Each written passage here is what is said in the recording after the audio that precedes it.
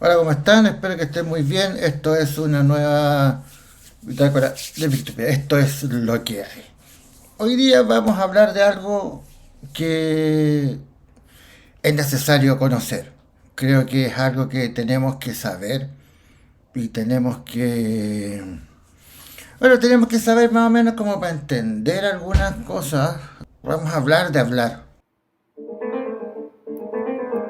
Es lo que hay, es lo que hay.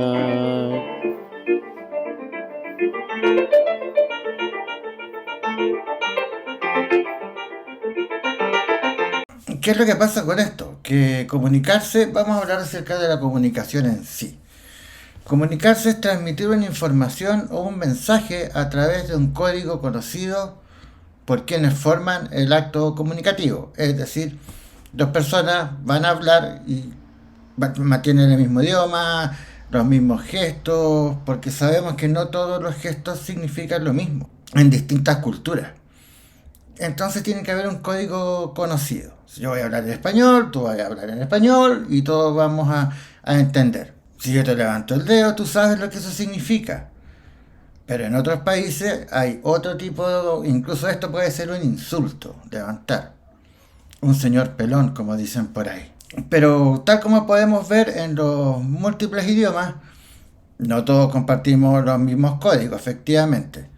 Entonces, lo que los demás nos dicen va a ser mucho más difícil llevarlo, entenderlo y comprenderlo. Pero a raíz, sin embargo, pese a ello, es cierto que aunque tengamos idiomas, símbolos y maneras de expresarnos, maneras de expresarnos distintas, es posible observar una serie de similitudes que han sido objeto de muchos estudios, por supuesto, y sirvió de base para la teoría de la comunicación, las que fueron inventadas por, es decir, las que fueron determinadas por los sujetos que voy a poner ahí.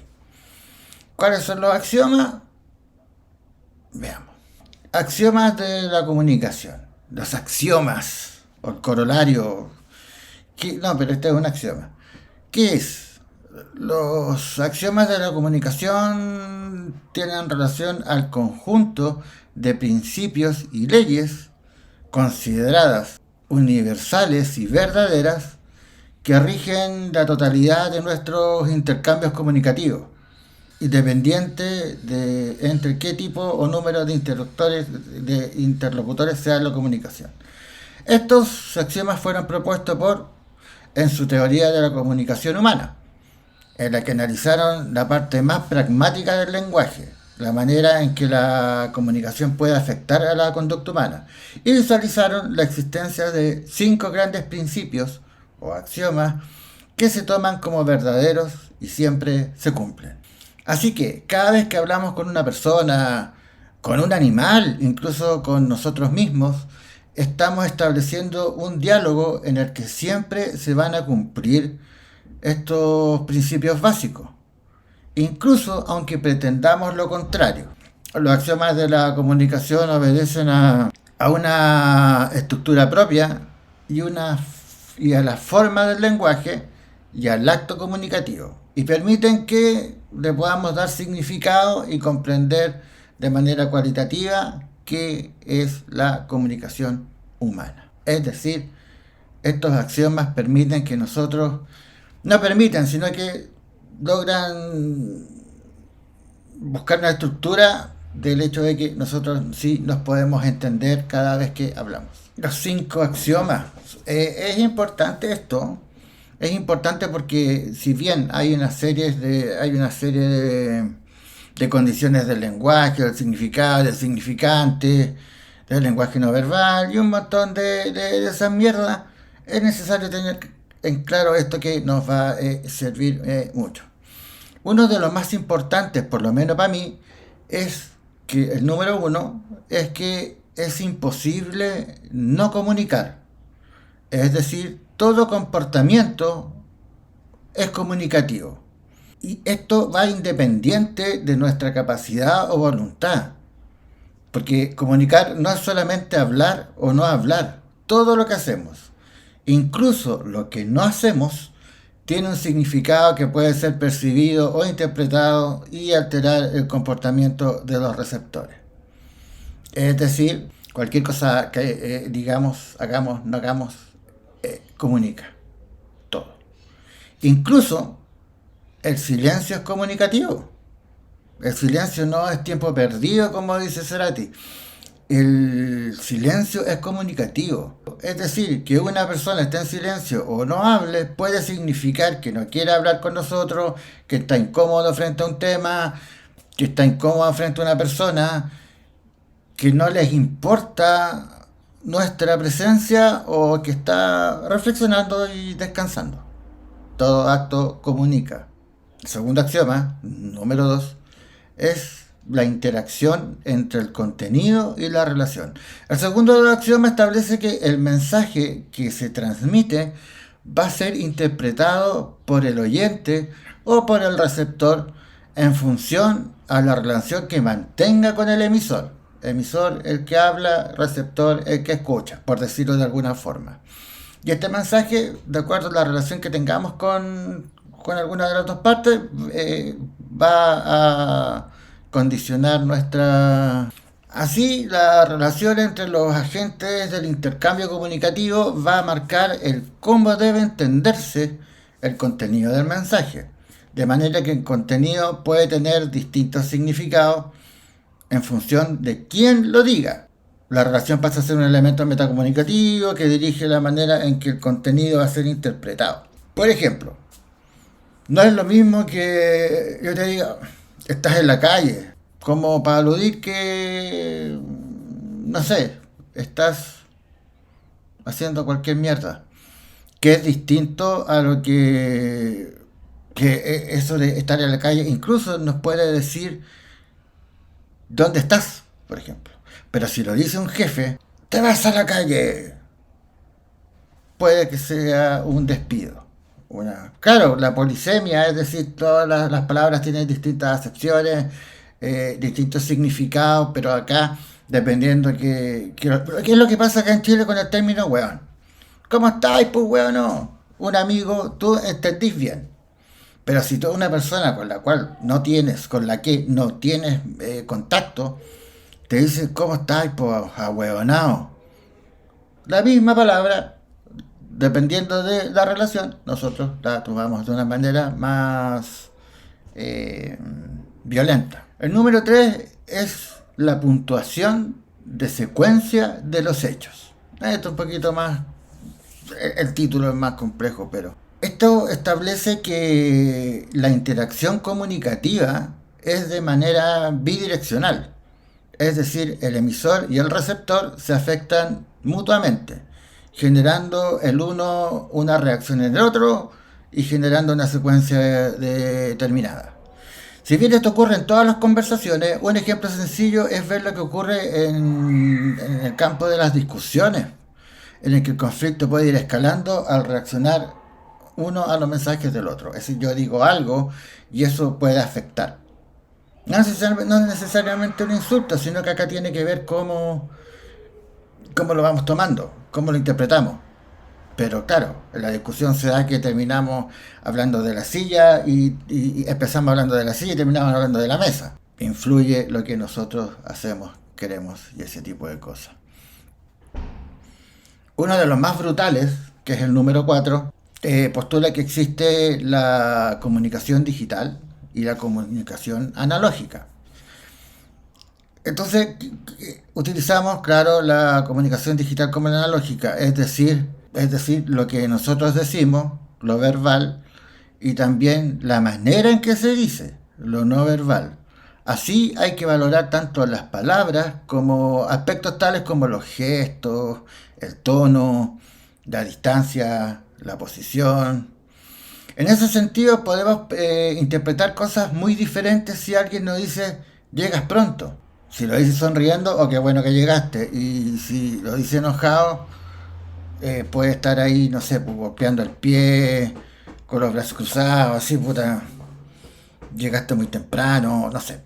Entonces, ese tipo, no digo que se puedan interpretar los gestos, pero sí Es decir, que tengan una interpretación universal, pero sí se da que efectivamente eso influye. No verbal, verbal, no verbal. Y eso es importante. Hay personas que no logran reconocer esa diferencia o entender el lenguaje no verbal. Pero nos dice algo. Nos dice algo. Si bien yo no estoy de acuerdo con la interpretación generalizada de ciertos, como para predecir, sino que es como respuesta a la pregunta, el feedback, la retroalimentación. Más allá de eso no lo veo. Y como último, el quinto es la simetría y la complementariedad en las interacciones. ¿Qué tiene que ver esto? El último de los axiomas propuestos tiene que estar relacionado más en el ámbito organizacional. Establece que hay que tener en cuenta que puede haber relaciones de simetría o de complementariedad en las relaciones comunicativas. Si todos tienen el mismo rol, por ejemplo, o posición de poder, o si esta relación es desigual. Así, existen actos comunicativos en los que una persona dirige el intercambio desde una posición de superioridad, algo que el intercambio más restringido especialmente para quien tiene la posición inferior. Es decir, el jefe habla y uno callado nomás, pues bueno, ¿qué vamos a hacer?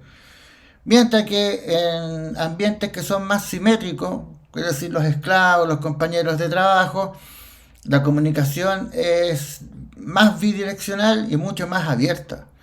Estos diferentes tipos de comunicación pueden marcar la funcionalidad y los resultados del intercambio comunicativo. Ninguna es positiva o negativa, sino que pueden tener distintas utilidades de acuerdo a diferentes... Por ejemplo, en una relación de pareja que es simétrica, ambos miembros pueden expresar de manera en igualdad de condiciones y pactar cómo y para dónde va la relación. Mientras que en una relación jefe-empleado, el jefe, va a decidir para dónde va la empresa, cuál es el objetivo y nosotros tenemos que hacer caso. No tenemos una relación eh, horizontal, aunque así hagan creer. Algunos jefes para poder gestionar creen que tenemos que ser todos conocidos, no amigos, pero tener buenas relaciones. Y hay otros que marcan la diferencia. Que es mucho mejor marcar la diferencia, pero no se da en este país, porque en este país son todos chupapijas, entonces la gente no funciona con eso. Y finalmente no. Por lo tanto,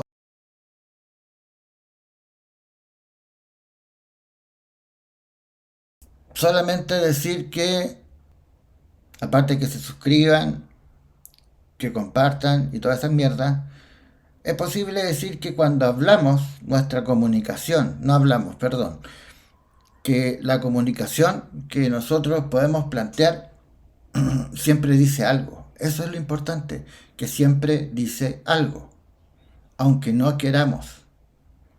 Y que hay distintos tipos, distintas formas de hacerlo que involucran a la gente que está hablando y también dependerá de las relaciones jerárquicas que existan.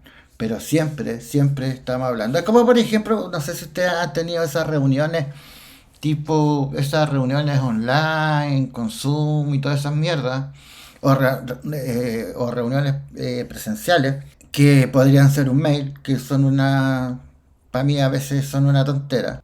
Y yo siempre estoy con mala cara. Si por ejemplo, no sé, miro, pongo cara, no sé, bueno, porque lo encuentro una estupidez, pues me molesta. Ahí estoy comunicando. Y sobre todo, el jefe se va a enojar porque en el fondo está en la cima de la pirámide. Y como no tenemos una relación, no hay una relación horizontal, todos los jefes se enojarían. Y yo estoy comunicando algo que podría ser, estando en silencio, comunicación analógica.